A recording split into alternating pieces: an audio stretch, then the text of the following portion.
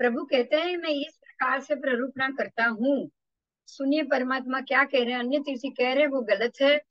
जो आत्मा प्राणातिपात से लेकर मिथ्या दर्शन 18 पाप स्थानक में वर्तित है, जो आत्मा परिणामी आदि बुद्धि की, औत्पाती की बुद्धि, पारिणामी की बुद्धि आदि बुद्धि में जो रत है, जो आत्मा क्रोध विवेक आदि परिग्रह परिमाण आदि में रत है, अवग्रह यह अपाय धारणा में जो आदमी रत है, जो उत्थान कर्म बल वीर्य पुरुषकार पराक्रम के अंदर जो जीव रत है, जो प्राणी वो जीव भी वही है और जीवात्मा भी वही। जीव भी वही, जीवात्मा भी वही। मतलब अगर बिंदु अगर इन सब क्रियाओं में यह अपाय धारणा के अंदर रत है तो बिंदु भी वही है और बिंदु का आत्मा भी वही है। जो व्यक्ति ये कार्य कर रही है वो व्यक्ति भी वही है और वो व्यक्ति का जो जीवात्मा है वो भी वही। दोनों एक ही है। ओए, तो इस प्रकार से ये परमात्मा ने बताया कि ऐसे वर्तते हुए प्राणी का जीव भी वही है और वो ही जीवात्मा है, कोई अलग नहीं है। जीव ये शरीर धारण करके आया है इसलिए दोनों एक है। अन्य धर्मी ये कह रहे हैं कि वो जीवात्मा अलग है, ये जीव कार्य कर रहा है, अंदर रही हुई आत्मा ये कार्य नहीं कर रहा है। उनके हिसाब से आत्मा कुछ नहीं करता, आत्मा की मृत्यु नहीं होती, नैनम छिदन्ति शस्त्राणी, आत्मा को कोई छेद नहीं सकता, आत्मा को कोई भेदन नहीं कर सकता। जो भी कार्य वो अगर कर रहे हो, आप कह रहे हो, अगर आप उसको ये कह दो कि कृष्णार्पण, तो वो परमात्मा को अर्पण हो गया, आपने जो कुछ भी किया।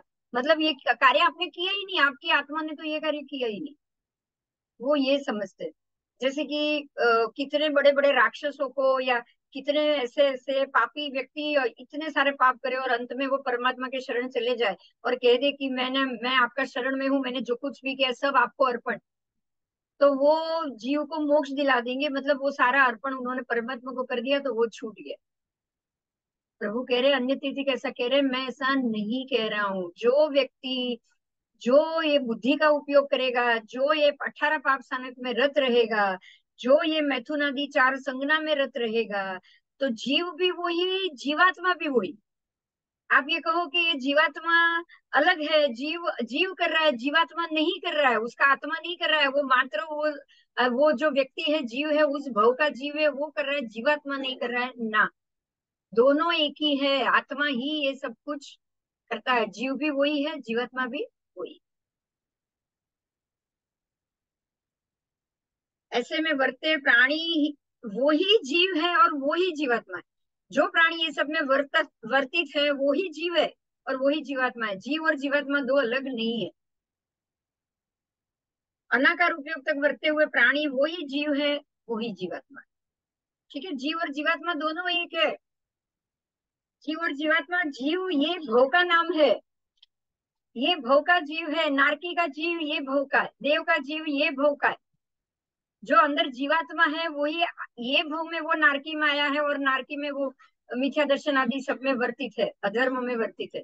यही वो जो आत्मा है वो अभी वो मनुष्य बना है और मनुष्य धर्म में आकर वो सारे शुभ पुण्य बांधने में वर्तित है। वो अभी उसने नियम ले लिया है तो वो सम्यक दर्शनी या संकीर्ति बन चुका है। अभी वो सर्ववृत्ति बन चुका है तो वो अभी सर्ववृत्तिपणा में वर्तित है।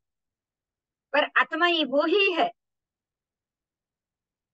जीव है वही जीवात्मा। ठीक है, जो कार्य जीव कर रहा है वो ही जीवात्मा है।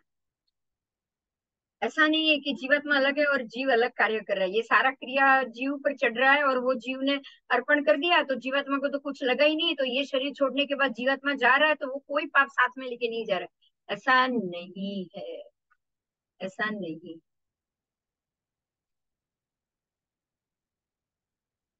परमात्मा कह रहे हैं जीव और जीवात्मा दोनों एक ही है। आइए,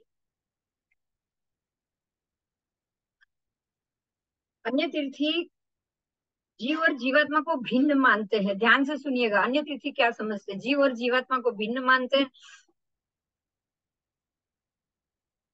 मगर प्रभु कह रहे हैं कि जीव और जीवात्मा दोनों में वास्तविक रूप में कोई भेद नहीं। बराबर, 5 ज्ञान 3 अज्ञान 4 दर्शन 4 बुद्धि आदि भावों में जीव स्वरूप ही है। पांच शरीर, पांच इंद्रिय, तीन योग आदि पुद्गल जन्य भाव होने के बावजूद जब तक जीव साथ में है तब तक जीव से कथनचित भिन्न, कथनचित अभिन्न, कभी वो भिन्न है कभी वो अभिन्न। जब तक जीव साथ में तब तक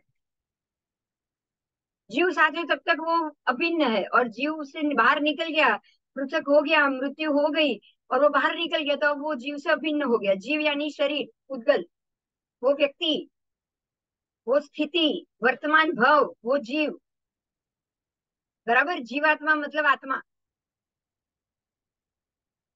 बहुत अच्छे से ये समझ में आ गया। रूपी अरूपी विक्रिया की विचारणा अब हम आगे जाएंगे, आगे की बात करेंगे। रूपी और अरूपी क्या है, जीव और जीवात्मा बहुत अच्छे से समझ में आ गया।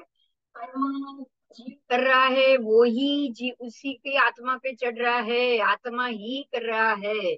आत्मा ही अपने ऊपर लगी हुई लेश्या के अधीन है, अपने ऊपर लगी हुई विचारों के अधीन, अपने पर लगी हुई संज्ञा के अधीन। क्रोध संज्ञा का अभी उदय चल रहा होगा तो वो क्रोधित होगा, और क्रोध में जितने भी पाप करेगा तो आत्मा ही क्रोधित हुआ है, उसी को उदय है, जीवात्मा को नहीं, उसी को उदय।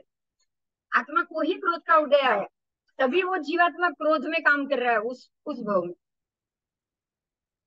अगर आत्मा को उदय सम्यक का होता तो वो जीवात्मा सम्यक के रूप में काम करता। बस।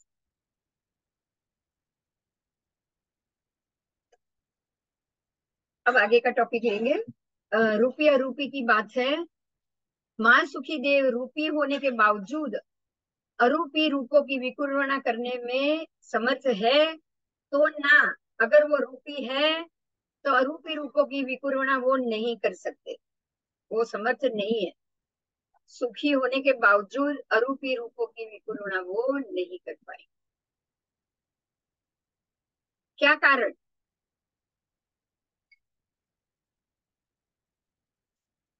क्या कारण? उसका क्या कारण है कि महर्द्विक देव मूर्त रूप धारण करके फिर अरूपी होने में या अरूपी रूपों की विकुर्वणा करने में समर्थ नहीं? तब प्रभु कह रहे हैं, गौतम मैं उस विकुर्वित रूप को जानता हूँ, देखता हूँ, निश्चित रूप से समझता हूँ और सर्व प्रकार से समझता हूँ। यानी कि उस वैक्रीकृत शरीर चर्म चक्षु से ना दिख पाए तो भी मुझे केवल ज्ञान दर्शन से दिख रहा है। देखिए, चर्म चक्षु से वो नहीं देख सकता, आप दिख रहा है, लेकिन दिव्य ज्ञान से तो दिख रहा है ना। केवल ज्ञान तो उसको देख ही रहे हैं। वास्तव में वो रूप अरूपी नहीं होता है, वो अरूपी होता ही नहीं है। अगर कोई अदृश्य हो गया, केवल उसको देख रहा है, तो वास्तव में वो रूप अरूपी होता ही नहीं, क्योंकि केवली ने उसको देखा, जाना, समझा, सर्व प्रकार से अवगत किया। ठीक है, तो तथा प्रकार के रूप युक्त, कर्मयुक्त, राग युक्त, वेद युक्त, मोह युक्त, लेशिया युक्त, शरीर युक्त और शरीर से अभिप्रमुक्त वैक्रीकृत जीव के विषय में ऐसा स्पष्ट दिख रहा है कि वो चर्म चक्षु से नहीं दिखने वाला शरीर युक्त जीव में भी रंग, वर्ण, गंध, स्पर्श, रस आदि, श्वेतपणा, सुगंधीपणा, दुर्गंधीपणा, कड़वापणा, कर्कशपणा, मधुरपणा आदि सारे पुद्गल वर्णादि 20 भेद होते ही है, चाहे वो आपको नहीं दिख रहे लेकिन केवली भगवान को दिख रहे। इसीलिए गौतम, वो देव स्वयं रूपी होने के कारण अरूपी रूपों की विकुर्वणा नहीं कर सकता। स्वयं रूपी है इसीलिए वो अरूपी नहीं हो सकता। अगर स्वयं अरूपी होता तो वो जरूर अरूपी विकुर्वणा कर सकता। बराबर, पुद्गल तो रूपी ही है, पुद्गल तो रूपी ही है, तो कहां से वो अरूपी? वो ऐसी आभा जरूर खड़े कर सकती है जो चर्म चक्षु वाले को दिख ना पाए, वो ऐसा आभास खड़ा कर सकता है, लेकिन अरूपी तो बना ही नहीं है वो अरूपी नहीं बना। अरूपी बनता तो वो परमात्मा को भी नहीं दिखाई देता, परमात्मा को दिख रहा है इसलिए वो रूपी तो है ही। क्या वो जीव सर्व कर्म क्षय पामने से पहले अरूपी होकर फिर रूपी आकार की विकुर्वणा कर सकता है?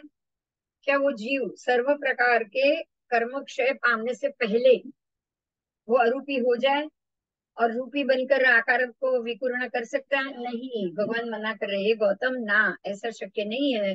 अरूपी सिद्धावस्था को प्राप्त करने के बाद कोई भी जीव, सिद्ध रूपी जीव विकुर्वणा करके नहीं रह सकते। देखिए, अरूपी कौन है? मात्र सिद्ध गति के जीव, बराबर। तो बाकी के जीव अरूपी है ही नहीं, बाकी के जीव अरूपी है ही नहीं। तो अरूपी एक बार अरूपी बन गया जीव, एक बार अरूपी बन गया, सर्व कर्म क्षय खत्म करने से पहले वो अरूपी बन नहीं पाएगा, सीधी बात। तब तक वो अरूपी है। अब सर्व कर्म क्षय हो गया, सिद्ध गति में पहुंच गया और वो अरूपी बन गया, तो अब क्या वो वापस अरूपी की विकुर्वणा करेगा? रूपी का करेगा ना? प्रभु कह रहे नहीं। सिद्ध अरूपी सिद्धावस्था को प्राप्त कर लेने के बाद कोई भी सिद्ध जीव रूपी विकुर्वणा करके फिर से अपने आप को वापस रूप में ला नहीं सकता। कि गौतम, मैं ये जानता हूं कि तथा प्रकार के जीव अर्थात सिद्धात्मा अरूपी, अक, अकमा, अकर्मा, अरागी, अवेदी, अमोही, अलेशी, अशरीरी है। और वो शरीर से विप्र मुक्त जीव में काला, गोरा, श्वेत, रूक्ष, कर्कश वर्ण आदि वर्ण, गंध, रस, स्पर्श, गंध, सुगंध वाला कोई भी बन नहीं सकता, या कोई भी रूप बना ही नहीं सकता, बराबर। इसलिए सिद्ध जीव अरूपी है, मतलब कि वो सिद्ध जीव अरूपी हो चुका है। सिद्ध जीव अरूपी ही है, अरूपी पण रूपारोपण से ना, फिर से रूप आरोपण नहीं कर सकता। वर्णादि 20 बोल से वो रहित है। इसलिए हे गौतम, इस संसार का कोई भी जीव अरूपी होकर फिर से रूपी रूपों की विपूर्णा करे, ये बिल्कुल असंभव, कोई नहीं कर सकता, बराबर। अरूपी बनकर ऐसा कोई काम नहीं कर सकता। रूपी अरूपी नहीं बन पाएगा, रूपी वापस रूपी नहीं बन पाएगा। तो इस प्रकार से दो सिद्धांत आए। रूपी होने के कारण अरूपी की विकुर्णा वो नहीं कर सकते जीव, और जीव सिद्ध जीव अरूपी होने के बावजूद भी कर्म रहित, क्रिया रहित होने के कारण वो रूपी या अरूपी कोई भी प्रकार की विकुर्णा नहीं कर सकते। देव अपनी शक्ति से कभी चर्म चक्षु से अदृश्य रूप की विकुर्णा कर सकते हैं, परंतु हकीकत में वो अरूपी नहीं होते हैं। वो चर्म चक्षु से अदृश्य हो सकते हैं, वैसे भी वैक्रिय शरीर ही है, वो तो कुछ भी करेंगे, हमको तो ऐसे भी नहीं देख रहे, तो कोई विकुर्णा करेंगे तो कहां से दिखेंगे बोलो। परंतु वो हकीकत में अरूपी नहीं होते हैं। वो वैक्रियकृत रूप वर्ण गंध रस और स्पर्श से युक्त होने से वो रूपी ही होते, इसलिए वो हमारा किसी का शरीर धारण कर सकते हैं, लेकिन वो अरूपी बने ना। देव भी देख पाएंगे उनको, वैक्रिय शरीर भी उसको देख पाएगा, और केवली भी भगवान भी उसको देख पाए। जब कर्म देव अपनी शक्ति से अपने अगर अदृश्य रूप की विकुर्वणा करे, तब भी वो वर्णगंध रस स्पर्श से भरा हुआ होता ही है। जीव जब भी कर्म वेद लेशिया राग मोह शरीर आदि सब भावों से सर्वथा मुक्त हो जाता है, पौद्गलिक भाव उसके सर्वथा छूट जाते हैं, तब वो अरूपी बनकर सिद्ध हो जाता है। और सिद्ध का जीव वर्णगंध रस स्पर्शादि से सर्वथा रही, उसको पुद्गल है ही नहीं, पौद्गलिक की काया ही नहीं। ऐसे शुद्ध हुए जीव सिद्धात्मा कभी भी रूपी बनकर रूप विकुर्णा रूप की नहीं करेंगे, या कभी भी अरूपी, तो रूपी तो वो है ही नहीं, तो विकुर्णा तो करनी ही नहीं है, वो बनने ही वाले नहीं है। पर अरूपी तो है, फिर भी अरूपी की भी विकुर्णा बना वो नहीं करते, क्योंकि वो कर्म से रहित है। तो इसीलिए सिद्ध भगवान फिर से कभी भी संसारी या शरीरी नहीं होते हैं। इस प्रकार से रूपी यानी कि कर्मयुक्त जीव और अरूपी, कर्मयुक्त जीव अरूपी रूप की विकुरुणा नहीं कर सकता, और अरूपी यानी कर्म रहित जीव कभी भी रूपी या अरूपी किसी भी रूप की विकुरुणा नहीं कर सकता। ठीक है, तो ये हुआ आपका दूसरा उद्देश्य। उसका नाम था संयत, संयम, संयमी, है ना, विरति यानी व्रत। अब है तीसरा उद्देश्य, शतक 17वां है उद्देश्य के तीसरा। उसका नाम है शैलेशी। इसका नाम है शैलेश। तो शैलेशीकरण के ऊपर ही ये शतक है, तो उसको हम चर्चा में लेंगे अभी। शैलेशी अणगार में कंपन आदि क्रिया, उसका निषेध कहा गया है। क्या है? प्रभु को गौतम स्वामी ने प्रश्न किया है कि हे प्रभु, शैलेशी अवस्था को प्राप्त करने वाले अणगार सदा निरंतर कंपन करते हैं या विशेष कंपन करते हैं, या वो उस भाव में परिणमन करते हैं क्या? तब प्रभु ने कहा, जीव तो कंपन करता रहता है, लेकिन शैलेशी अवस्था में जीव कंपन करे ये संभव नहीं है। प्रभु कह रहे हैं पर प्रयोग के बिना शैलेशी अवस्था में कंपन नहीं होता। पर प्रयोग से कंपन हो सकता है, पर प्रयोग से ही स्थानांतरण हो सकता है, कंपन हो सकता है, और पर प्रयोग बिना शैलेशी अवस्था में कंपन नहीं होता है। अब शैलेशी अवस्था क्या है? यानी कि पर्वतराज सुमेरु स्थिर बिल्कुल निष्कंप, उनके जैसे निष्कंप निश्चल अडोल अवस्था को ही शैलेशी अवस्था कही गई। शैलेशी अवस्था में मन वचन काया के योग का निरोध हो गया होता है, हो गया है। मन का निरोध, वचन का निरोध, काया का निरोध, तीनों का निरोध हो चुका है। 14वें गुणस्थान में ये अवस्था प्राप्त होती है। 13वें में तक सहयोगी केवली है, 14वें में अयोगी बन जाता है। मतलब अब कोई योग नहीं, नहीं मन योग, नहीं वचन योग, नहीं काय योग।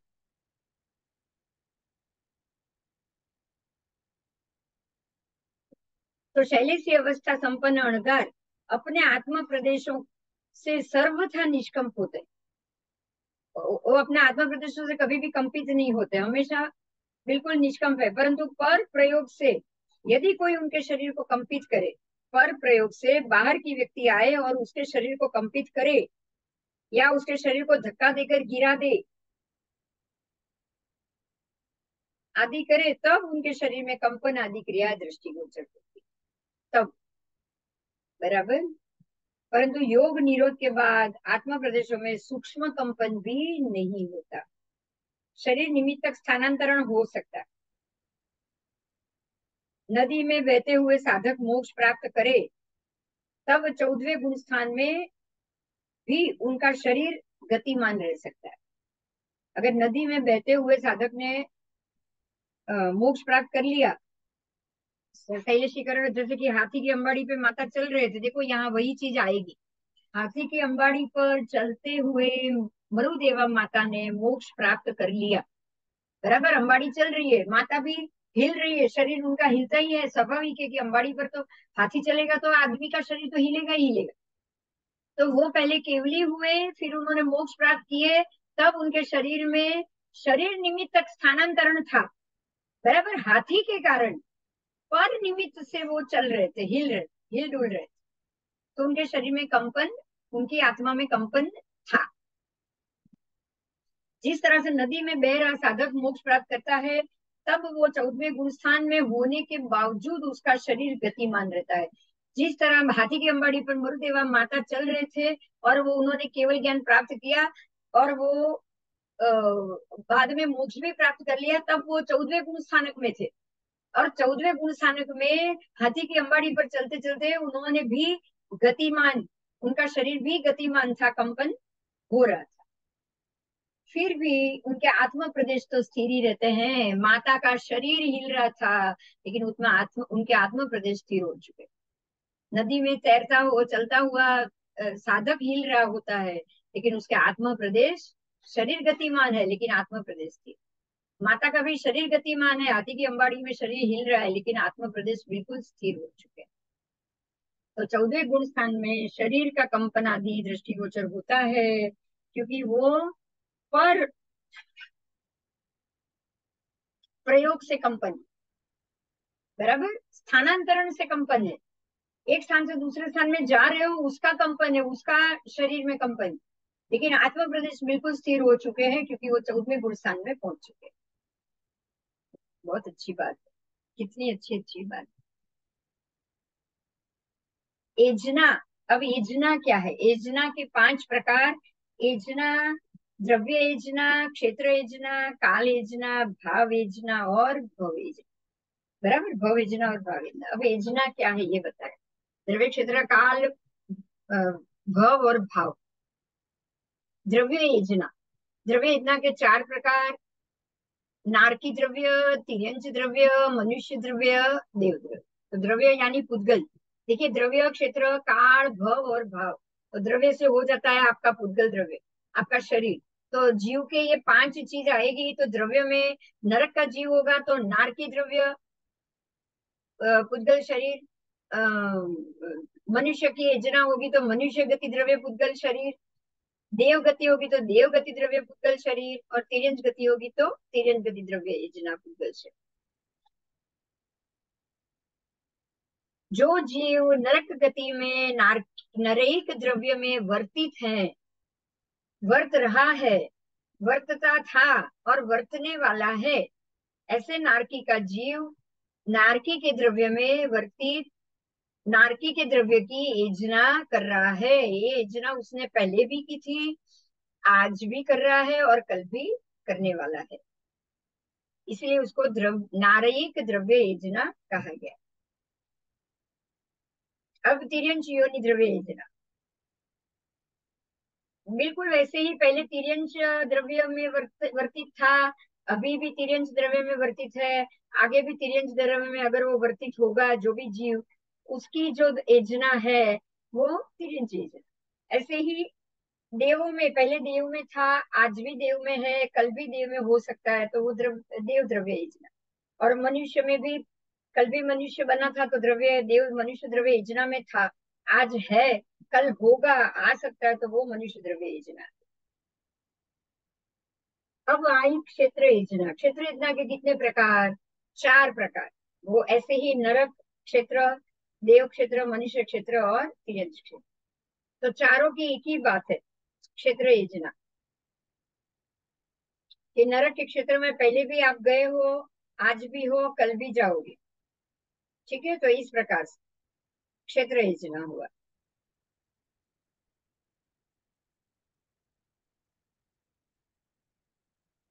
इसी तरह से काल योजना, कि भी पूर्व काल में भी आप चारों गति की योजना में थे, आज के काल में भी आप चारों में से किसी भी गति की योजना में होंगे, और आने वाले समय में भी आप चारों गति में जाने वाले हो, जो जीव ये योजना में जाने वाला है। ठीक है। और अब है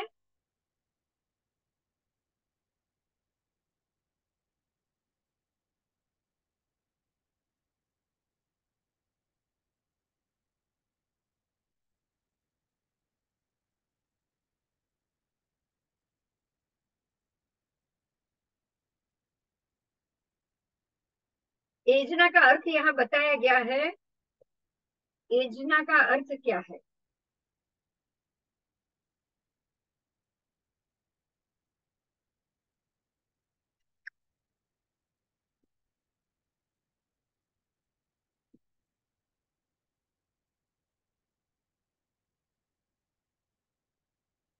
योग द्वारा आत्म प्रदेशों का, योग द्वारा आत्म प्रदेशों का अपने स्थान छोड़े बगैर चलायमान होना। योग द्वारा, मनोयोग द्वारा आत्म प्रदेशों का अपने स्थान छोड़े बगैर चलित होना। स्थान नहीं छोड़ा है, लेकिन आत्म प्रदेशों, आत्म प्रदेशों का अथवा जीव सहित के पुद्गल द्रव्यों का, जीव सहित जो पुद्गल द्रव्य है उसका भी कंपन होना, चलित होना, उसको योजना कहते हैं। जैसे कि कर्म वहां कर, वहां के खत्म हो या निर्जरित हो या नए कर्म लगे, ये सब प्रोसीजर को योजना कहा गया। आत्म प्रदेशों का अथवा जीव सहित पुद्गल द्रव्यों का, आत्मा प्रदेशों का भी कंपन होना, जीव सहित के पुद्गल द्रव्यों का भी कंपन होना, मतलब कर्मों का भी कंपन होना। घटना बढ़ना कर्मों का कंपन ही है और कुछ नहीं। लगा नया क्षीर गया है तो वो हिलचाल ही हो रही है, गति ही हो रही है कर्मों में भी। तो बुद्ध द्रव्यों का गतिमान होना यानी कि शरीर का गतिमान, कर्म का भी गतिमान, और आत्मा प्रदेशों का भी गतिमान। आत्मा प्रदेश कर्म से खाली हो गए तो भी फ्री हुए, और अब नए कर्म चढ़े तो भी उसमें गति हुई, उसको एजना कहा गया। ठीक है। तो द्रव्य से एजना, ऐसे चारों गति के जीव सहित, द्रव्य सहित पुद्गल द्रव्यों का कंपन, वहां जाना, और वहां के पुद्गल द्रव्यों का प्लस माइनस होना।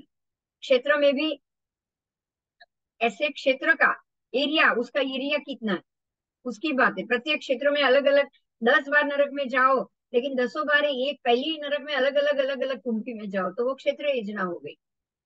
काल योजना, तो पहले भी थे, आज भी है, कल भी रहने वाले हैं, तो काल योजना।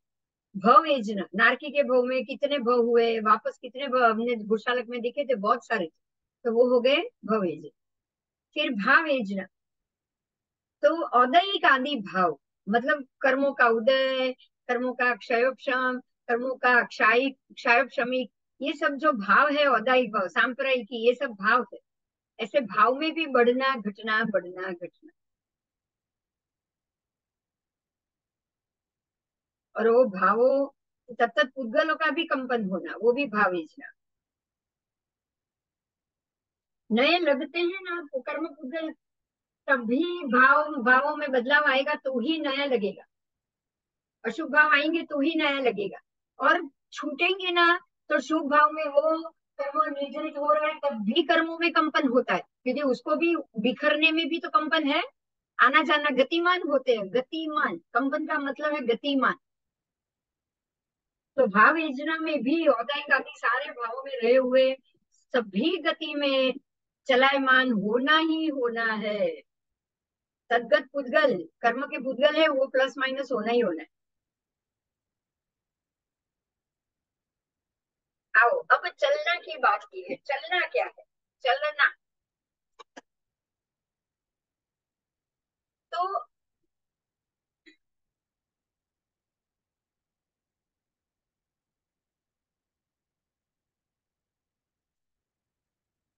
चलना के 3 प्रकार है, शरीर चलना, इंद्रिय चलना, योग चलना। शरीर चलना के भी 5 प्रकार है, 5 प्रकार। औदारिक शरीर चलना, वक्रीय शरीर चलना, कार्बन शरीर चलना, फिर तेजस शरीर चलना, और आहारक शरीर चलना।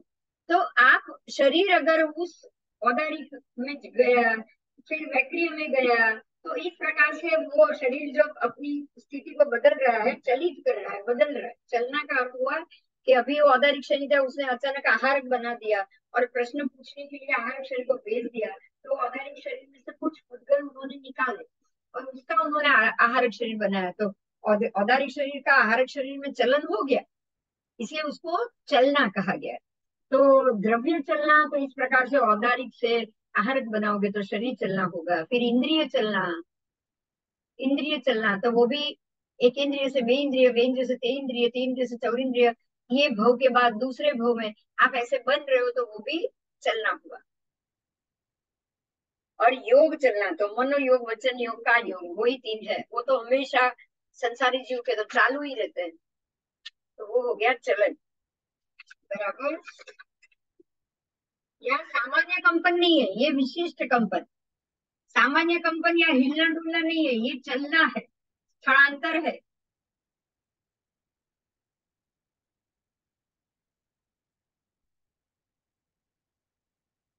एजना जब शरीर, इंद्रिय और योग द्वारा प्रकट हो गई तब वो चलना हो गया। ठीक है। शारीरिक औदारिक शरीर के चलने से उद्गलों का जो परिणमन होता है वो चलना हो गया। कंपन में वदघट में फर्क आता है। ऐसे बैठे बैठे भी कंपन में अंदर आत्मा के भाव कंपन होंगे, आप स्थिर होंगे तो भी आत्मा के भाव में कंपन होता रहेगा। अपना स्थान छोड़कर चल रहा है तो यहाँ स्थिरता तो आई नहीं, पुद्गल की स्थिरता बिल्कुल नहीं आई। ठीक है। तो उसी स्थान में वर्तन हो तो वो एजना, और स्थान छोड़कर कुछ चेंज हो तो चलना। तो शरीर में चलना है। 5 शरीर योग्य पुद्गलों का शरीर रूप में परिणमन हुआ तो वो शरीर चलना हो गया। अब वो 4 इंद्रिय रूप में होगा तो वो चौरिंद्रिय शरीर चलना। ऐसे इंद्रिय 5 में से एक ही इंद्रिय आई तो वो इंद्रिय में चलना हो गया। और योग में भी मन वचन का योग, उसमें मनोयोग बंद हो गया और वचन का योग। पंचेंद्रिय से संगनी पंचेंद्रिय से अचानक आप एक इंद्रिय में चले गए तो मन योग निकल गया, तो मन योग का चलना हुआ। चलने का कारण क्या है? हर एक चीज का कारण एक ही है और वो है कर्म उद्गल। बस कर्म का उदय, जो कर्म का उदय होगा उस हिसाब से आप उस गति को पाओगे और उसी गति में आपका चलना होगा।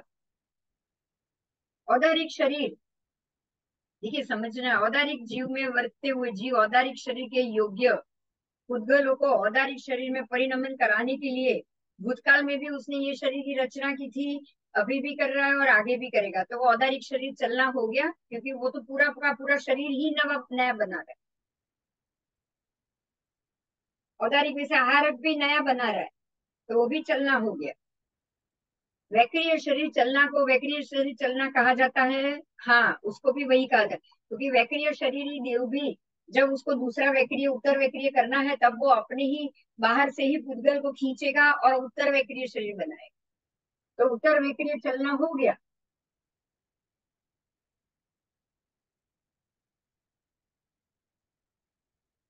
श्रोतेंद्रिय चलना क्या चलना है?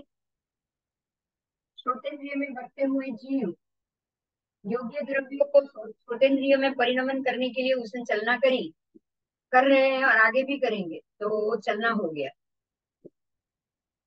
मनोयोग चलना को मनोयोग चलना कहा गया है। मनोयोग में बढ़ते हुए जीव मनोयोग्य वर्गणाओं द्रव्यों को मनोयोग परिणमन कराने के लिए उसने मनोयोग की चलना की। मतलब मैं, मेरे को कुछ सोचना है, मैं सोच रही हूँ, मैंने मनोवर्गणा के पुद्गल लिए और उस मुद्दे को मैं परिणमन करा के उस मुद्दे पर मैं कुछ प्लान कर रही हूँ, तो वो भी मनोयोग चलना हो गया। ये तो प्रतिक्षण कंपन होता ही मन योग वचन योग। कुछ बोलने के लिए मैं सोचूं और शब्द इकट्ठा करूं, वो वचन योग चलना हो गया।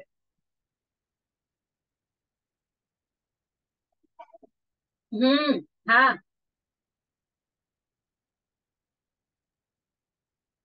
ते प्रकार के पुद्गल विशेष कंपन में शरीर इंद्रिय योग चलन आदि में शरीर में जो जो शरीर का व्यापार किया गया हो उसको उस शरीर की चलना कहा जाएगा। और उस जो जो इंद्रिय का किया है वो उस इंद्रिय चलना, जो जो योग का किया है वो उस योग की चलना। तो ये चलना यहाँ पूरा हुआ। अब है संवेग आदि धर्म का अंतिम फल क्या है? प्रभु को ये प्रश्न किया गया है कि संवेग आदि, हे भगवान, संवेग निर्वेद गुरु साधर्मिक शुश्रूषा आलोचना निंदा गर्हा क्षमापना सुख सहायता व्युपशमना कषायों की उपशांतता भाव अप्रतिबद्धता विनिवर्तना विविक्त शयनासन सेवनता श्रोतेंद्रिय संवर वहां से लेकर स्पर्शेंद्रिय संवर योग प्रत्याख्यान शरीर प्रत्याख्यान कषाय प्रत्याख्यान संभोग प्रत्याख्यान उपधि प्रत्याख्यान भक्त प्रत्याख्यान क्षमा विरागता भाव सत्य योग सत्य करण सत्य मन समन्वाहरण वचन समन्वाहरण काय समन्वाहरण क्रोध विवेक से लेकर क्रोधमान माया लोभ से लेकर मिथ्या दर्शन शल्य विवेक ज्ञान संपन्नता दर्शन संपन्नता चारित्र संपन्नता वेदना अध्यासनता मरणांतिक अध्यवसायनता, ये सर्व पदों का अंतिम फल क्या है? बराबर, ये सर्व पद है और सबका अंतिम फल क्या है? ऐसा प्रभु को गौतम स्वामी ने प्रश्न किया है और परमात्मा कह रहे हैं कि संवेग निर्वेद से लेकर ये मरणांतिक, कितनी देर वो खड़ा कोई रहेगा क्या? कष्ट सहिष्णुता आदि सर्व पदों का अंतिम फल मोक्ष। बराबर, ये सब करने का संवेग करके क्या होगा? मोक्ष। निर्वेद करके क्या होगा? मोक्ष। मरणांतिक कष्ट सहन करते हुए क्या होगा? बिल्कुल बंद मत, थोड़ा खुला, क्या होगा? मोक्ष। तो इस प्रकार से क्रोध विवेक लाना, मिथ्या दर्शन शल्य विवेक लाना, ज्ञान संपन्न बनना, दर्शन संपन्न बनना, चारित्र संपन्न बनना, वेद के अध्यासन बनना, तीनों वेद को का त्याग करना, मरणांतिक अध्यासन बनना। तो ये सबका क्या फल है? सबका फल एक ही शब्द में है, मोक्ष।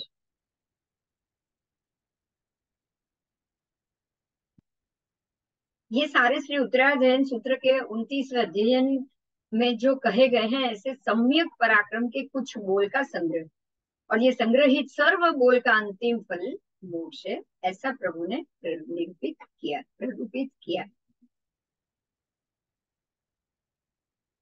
ये संक्षेप से मोक्ष का फल बताया गया है, और वो आत्म गुणों की वृद्धि करता है और दोषों की हानि। ये सारे गुण जो है वो आत्म गुणों की वृद्धि करते हैं और दोषों की हानि।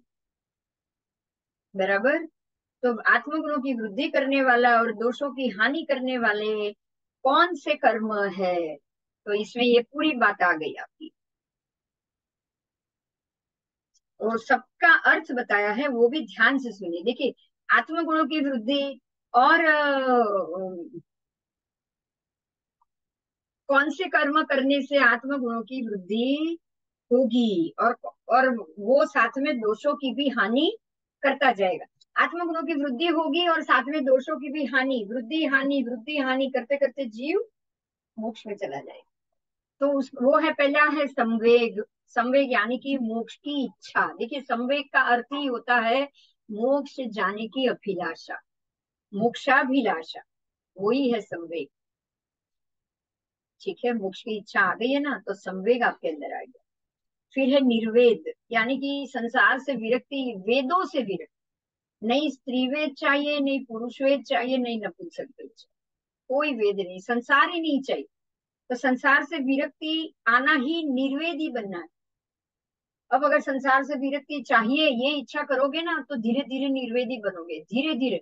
और ऐसा भी होगा मार्ग में कि अगर किसी वेद का कर्म बाकी होगा तो खपाने के लिए साधु भी निकल कर संसारी बन जाते हैं। इतने कितने साधु हैं जो किसी न किसी, या कोई वेश्या के साथ उनका सहवास हो गया, और या किसी न किसी स्त्री के साथ सहवास होकर संसार बढ़ गया उनका, संसार में रहे और वापस वहां से निकलकर उसी भव में मोक्ष गए। समझिएगा। तो जब निर्वेदी होना आए, जब आपको संसार से विरक्ति आ जाए, तब आप निर्वेदी होने के रास्ते पे चल पड़े हो। और जब निर्वेदी होने के रास्ते पे जब चलो, तब जिनसे जिनसे वेद बाकी होगा, वो व्यक्ति सामने आएगी, और उससे आपके वेद का भोग किसी भी तरह से होगा, किसी भी तरह से होगा। मन से भी हो सकता है, वचन से भी हो सकता है, काया से भी हो सकता है। अब मन से हो रहा है तो उसको मन से ही खत्म करो, वचन से हो रहा है तो उसको वचन से ही खत्म करो। अपनी इच्छा से कुछ मांगो नहीं। आपको जो कर्म उपस्थित होंगे उस हिसाब से उस योग को खत्म करें। क्योंकि जब आप निर्वेदी बनने जा रहे हो, जब आपको संसार से विरक्तता आ चुकी है, तब ही आपका जो वेद के लायक जो कर्म बाकी होगा वो सारे आपके सामने उपस्थित हो जाए। बराबर, जो कर्म बाकी होंगे वो उपस्थित हो, नया कोई बंध नहीं पड़ेगा।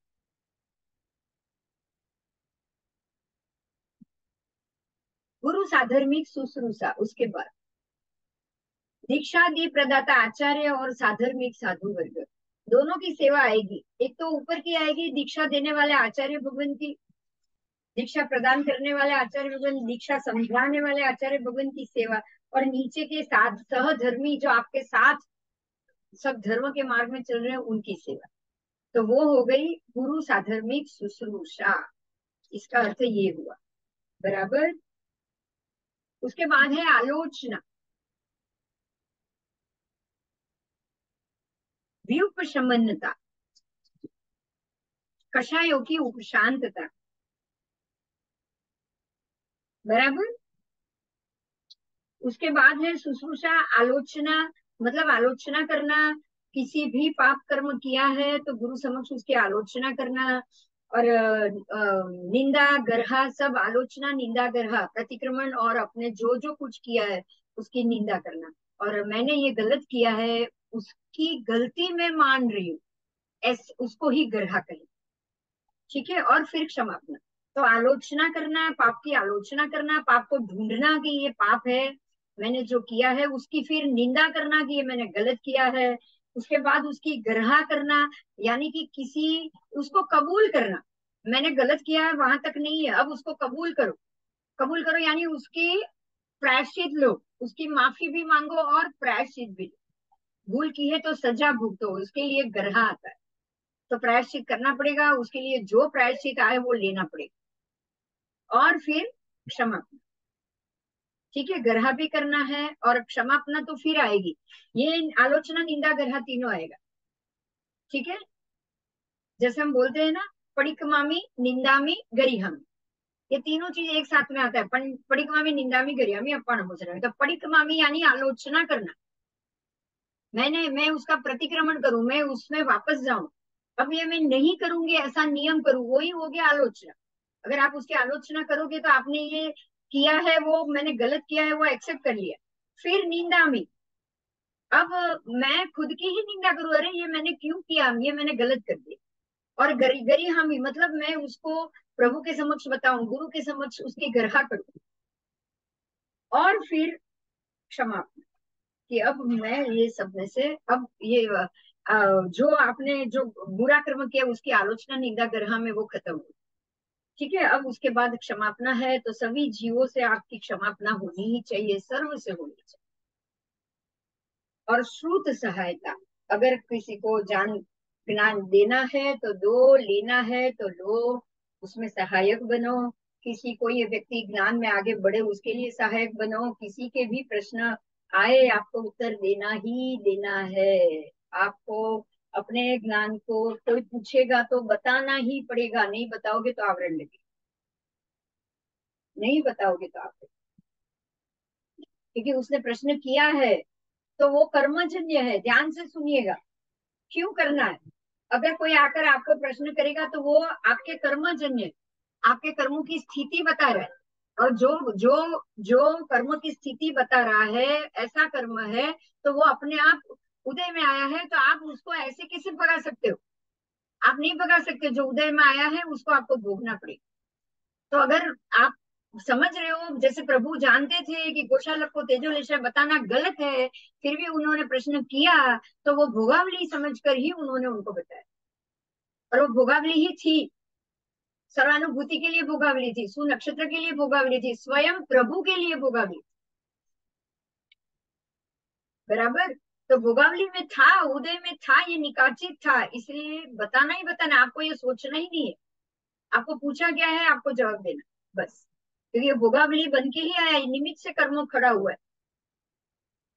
उसके बाद व्युपशमना, कषायों की उपशांतता, कषायों को उपशांत करना है, उपशांत करना है, दमन नहीं करना है, उसको उपशांत करो।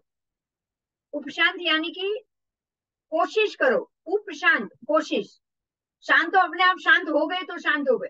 उपशांत का अर्थ होता है कि थोड़ा थोड़ा थोड़ा थोड़ा शांत से उसको कुरेद कुरेद के ठंडा करो। अब अंगारा होता है ना, या तो शांत हो गया तो राख बन गई, और अगर जो अंगारा राख नहीं बना है उसको कुरेदा जाता है, उसको कुरेदा जाता है, कुरेद कुरेद कुरेद कुरेद कर उसको भूका करके राख बनाया जाता है, तो वो हो गया उपशांत। कषाय को उपशांत करना है। जब उदय में आए उसको उदय में आए तब आप शांति रखकर शांत करो, और फिर से वो बंधे नहीं, फिर से वो नए बंधन में ना पड़े। बराबर, उदय के समय ही चेतना है हमको कि ताकि वो दूसरा कर्म बंद करके ना जाए, उसको कहा जाता है उपशांत, उसको कहा जाता है उपशांत। ठीक से ऐसे उपशांत करो कि अब ये वापस उदय में आए ही ना, फिर से उदय में ना पड़े, ऐसे उपशांत करो। उसके बाद है भाव प्रतिबद्धता, तो हास्यादि भावों में आसक्ति नहीं रखनी है। अरे कोई मुझे हंसाए, कोई मुझे क्यों रुलाए, किसी को मुझे रुलाना नहीं है, किसी को मुझे हंसाना नहीं, किसी को मुझे हास्य शोक रति अरति, मुझे कोई आकर रति ना कराए। किसी चीज से अगर मुझे रति हो रही है तो मैं मुझे उससे बाहर आना चाहिए, मुझे उससे बाहर, मेरे भाव में अप्रतिबद्धता आनी चाहिए, बंधन नहीं आना चाहिए। ये कारण से मैं खुश हो रही हूँ, ये नहीं आना चाहिए। अगर ये कारण से मुझे खुशी मिले तो वो कारण मुझे बार बार करना है, वो नहीं चलेगा। भाव में अप्रतिबद्धता चाहिए ही चाहिए, ऐसे में किसी में आसक्ति नहीं रखना है। आसक्ति नहीं रखना है मतलब कोई मुझे बोले और मैं कोशिश करूं, मैं नाचूं गाऊं, नाचने गाने के लिए कोई मुझे बोले, अगर नहीं बोल रहा है तो बोले, आप ऐसा चाहते हो तो वो आसक्ति होगी। अगर कोई कह रहे हैं कर रहे हो, वो आसक्ति नहीं है। वो कर्म है, उदय में आया है, आपने शांति से खत्म किया, पर उसके लिए आपको कोशिश भी नहीं करना है, तो आसक्ति, कोशिश करने से ही आसक्ति रहेगी। आसक्ति होगी तो कोशिश जरूर करो, तो आपको उस ऐसे आसक्ति नहीं रखनी ताकि आप उसकी कोशिश ही ना करो। ठीक है। अब है विनिवर्तना, मतलब दो, विनिवर्तना, निवर्तन करना। निवर्तन किससे करना है? आपको विनिवर्तना करना है, यानी कि आपको दोषों से बाहर आना है ना। निवर्तन किससे करना है? दोषों से। निवृत्ति किससे चाहिए? दोषों से, गुणों से नहीं। गुणों का आवर्तन करना है, दोषों का निवर्तन करना। तो दोषों से दूर रहना, दोषों का त्याग करना, वो हो गया विनिवर्तना।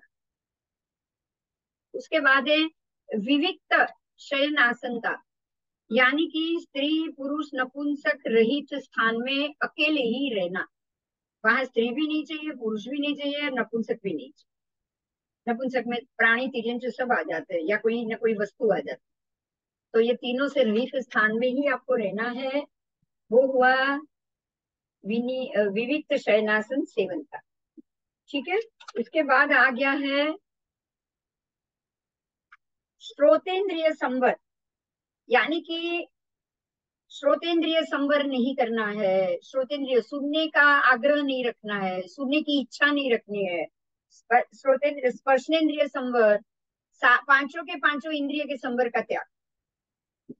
ठीक है। पांचों इंद्रिय के साथ रसनेन्द्रिय संवर, स्पर्शनेन्द्रिय संवर, घ्राणेन्द्रिय संवर, फिर ये सबका आपको संवर करना है। संवर, उसको संवरना है, उसकी इच्छा नहीं करना है। उसकी इच्छा नहीं करोगे तो अपने आप संवर होगा। आपको अपने आप को बाकी के समय में वैरागी रखना है। अगर कोई कर्म उदय में आए, स्थित हुए, तो ही कुछ प्रवृत्ति करोगे, बाकी आप बिल्कुल अपने आप को शांत कर दोगे। ऐसे शांत करोगे तो वो दमन हो जाएगा। ऐसे दमन नहीं करना है, उपशांत करना है। बराबर, ऐसे उपशांत होना है, दमन नहीं करना। आइए, अब है प्रत्याख्यान। संवर हो गया, अब आया प्रत्याख्यान।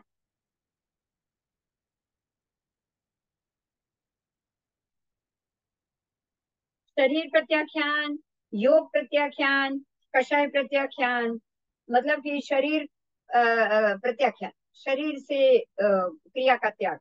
योग से कषाय, कषाय का त्याग वो हुआ कषाय का प्रत्याख्यान। और योग का त्याग हुआ योग प्रत्याख्यान। मन वचन योग से जो भी गलत हुआ है उसका प्रतिक्रमण ही प्रत्याख्यान। ठीक है। शरीर का प्रतिक्रमण ही प्रत्याख्यान, और कषायों का भी प्रतिक्रमण ही प्रत्याख्यान। उसके बाद है संभोग प्रत्याख्यान। समभोग, समभोग यानी कि अपने सम व्यक्ति, मनुष्य मनुष्य के साथ ही, घर की व्यक्तियों के साथ अगर घर में हो, या ये तो साधुओं की बात है, तो समभोग जो भी प्रत्याख्यान, जो भी सम साधु है, सम बैठकर उनको गोचरी पानी करना है। साथ में गोचरी, एक साथ में एक मांडला में बैठकर भोजन आदि क्रिया, एक साथ में एक मांडला में बैठकर प्रतिक्रमण आदि क्रिया, समभोग प्रत्याख्यान। ठीक है। समभोग, श्रावकों के साथ प्रतिक्रमण, श्रावक नहीं, साधु नहीं करेगा, लेकिन साधु को साधु के साथ समभोग प्रत्याख्यान। ठीक है। तो ये चीज का खास ध्यान रहे कि समभोग प्रत्याख्यान। आइए, उसके बाद है उपधि प्रत्याख्यान। तो उपधि जो आपको जो रजोहरण, कटासना ये सब भी लेते हो आप, वो हो गई उपधि, तो उसका भी प्रत्याख्यान। फिर भक्त प्रत्याख्यान। अब आ रहा है मन, क्षमा, विरागता, भाव सत्य, योग सत्य, करण सत्य। क्षमा, विरागता, क्षमा माफ देना, विरागता यानी वितरागपना, नो राग नो द्वेष। राग कषाय मंद होना ही चाहिए, होना ही चाहिए। उसके बाद है भाव सत्य, फिर योग सत्य, करण सत्य। ये सारे चीजों में सत्यता आनी चाहिए, भाव योग और करण। भाव में भी सत्यता, योग में भी सत्यता, और करण में भी सत्यता। अब आएगा मन समन्वाहरण। समन्वाहरण का अर्थ है कि वश में रखना। समन्वाह, समन्वाह करना, वश में रखना। तो मन समन्वाहर वाहरण यानी कि मन को वश में करना। वचन समन्वाहरण, वचन को वश में करना। काय समन्वाहरण, काय को वश में करना। इसका अर्थ ये होता है कि अगर कोई मन हो जाए, इच्छा हो जाए, ये कुछ हो जाए, तब आपको उसको रोकना है, समझाना है उसको। इच्छा हो गई, हो गई। अब आपको सोचना है कि क्या ये करके मेरे कर्म बढ़ेंगे या घटेंगे, संसार बढ़ेगा या घटेगा। जब लगे कि ये करने से संसार बढ़ेगा तो आपको उसको रोक देना। पर जो विचार आए उसको नहीं रोकना है। मेरे को कोई विचार ही ना आए ऐसा नहीं करना है। विचार आए आने दो। क्या विचार आया, क्या विचार आया? तो संसार बढ़ने का विचार आया, भोग का विचार आया, तो शांत हो जाओ, उसको उधर ही शांत करो। उसके बाद वचन समन्वाहरण, कुछ बोलने की बारी आई। कोई कुछ कुछ भी बोल रहा है, उसको बोलू तो वो चुप हो जाए। किसी को गुस्सा करने की बात है तो आपको तब उसको गुस्सा करूं तो क्या होगा, यहाँ क्रोध करूं तो क्या होगा, प्रशस्त होगा या अप्रशस्त होगा। अगर ये बुरा मानेगा और मंदिर सब धर्म ही छोड़ देगा तो वो नहीं करना। और अगर आपके क्रोध करने से अगर वो कषाय आदि भाव को करे या प्राणातिपाती की क्रिया करने लग जाए तब भी क्रोध नहीं करना। आपके बोलने से अगर ऐसी कोई क्रिया हो रही है तब नहीं बोलना है, मतलब वचन समन्वाहरण। और काय समन्वरण, तो काय समन्वरण तो है ही कि भाई आपकी काया के कारण अगर, जैसे अभी बात हुई, वृक्ष को हिलाने से या फल तोड़ने से, फल नीचे गिरने से इतने जीव की हिंसा हो रही है तो वो कार्य आपको नहीं करना। बराबर। तो काय समन्वरण खास देखना है। उसके बाद आ रहा है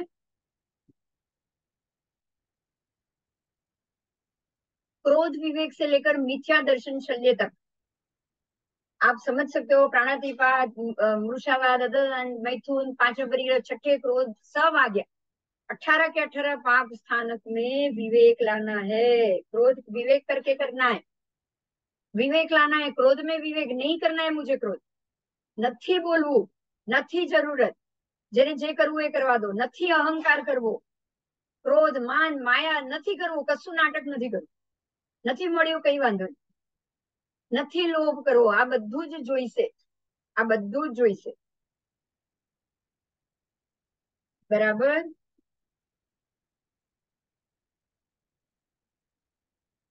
उसके बाद है ज्ञान संपन्नता। जितना हो सके ज्ञान से संपन्न बनो, शुद्ध ज्ञान से संपन्न बनो, आगम के ज्ञान से संपन्न बनो, प्रभु की बातों से जो बताई गई है, सवाल जवाब है, वो ज्ञान से संपन्न बनो। बस संसारी ज्ञान कुछ काम का नहीं है। नहीं सुना, नहीं देखा, दो पिक्चर नहीं देखे, कोई फर्क नहीं होना चाहिए। आप में कोई उसके लिए अतिरेक या बदलाव नहीं आना चाहिए। तो ज्ञान संपन्न बनो, दर्शन संपन्न बनो, श्रद्धा युक्त बनो। मोक्ष चाहिए तो मोक्ष ही सही है, प्रभु की बात ही सही है, मोक्ष वाला धर्म ही सही है। अगर आपको संसार से विरक्त होना है तो इसलिए आपको दर्शन संपन्न बनना है। और फिर अब चारित्र संपन्न बनो। चारित्र संपन्न बनो यानी ज्ञान दर्शन मालूम पड़ गया है तो वो रास्ते पे चलो, कर्म घटाने की तरफ जाओ। तो चारित्र संपन्न तभी बन पाओगे जब आप सर्ववीर्ति में आओगे। अब जान लिया है, बाकी का समय जीव हत्या से तो नहीं निकालोगे ना, प्राणातिपाती की तो बंद करनी पड़ेगी हमको। अब के समय में पता चल चुका है तो अपने आप को कोचले में लाना ही पड़ेगा। जैसे आगे देखा आपने, है ना, आगे देखा, इंद्रिय का संवर करना है, मन का संवर, वचन का संवर, शरीर का संवर कैसे करेंगे? ये संवर तभी होगा जब आप सर्ववीर्ति बनोगे, कोई और रास्ता ही नहीं है।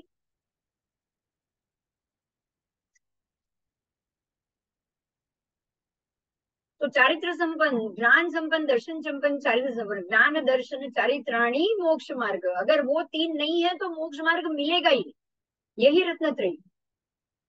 आगे आएंगे वेदना अध्यासंता। अब वेदना अध्यासंता क्या है? तो क्षुधा, वो भूख है वो वेदना है, प्यास है वो वेदना है, वाइस परिश है वो वेदना है, उनको सहन करना है। डांस परिश्रम, मच्छर को भी सहन करना है, हाथ से मच्छर मरना नहीं चाहिए। उड़ाओ, आप उसको ज्यादा से ज्यादा उड़ाओ, लेकिन मारना बिल्कुल नहीं। उड़ाने से भी आपको ये याद रखना है कि हवा में रहे हुए वायु का आदि का तो नाश होता है, इसलिए परमात्मा या जो अंतिम भवी है, अंतिम केवली है, वो तो ये भी नहीं करता, जो भी अंतिम चरम भवी है। बराबर, तो क्षुधा आदि 22 कलुषों को सहन करना ही वेदना अध्यासनता है। अब मरणांतिक अध्यासनता, तो मरणांतिक कष्ट को सहन करना, कितनी भी स्थिति आ जाए, कौवे का मांस खाओ बच जाओगे, नहीं खाना, ये खा लो ये हो जाएगा, ये नहीं खाना है, मरणांतिक कष्ट। ठीक है, शांति से सहन करो, अध्यासनता है ये, उसको सहन करना है।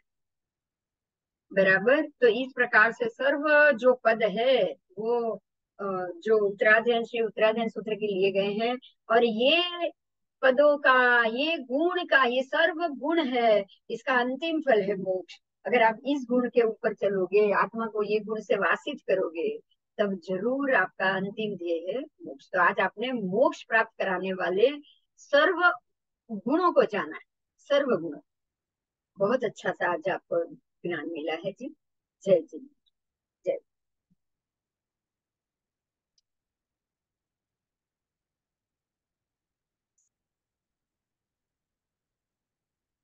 आत्मा को अगर ये मोक्ष प्राप्त हो गए ना, ये गुण की तरफ गए ना, तो आत्मा सर्व गुण संपन्न हो जाए, और सर्व गुण संपन्न होते ही उसको मोक्ष मार्ग मिले। ठीक है। जय।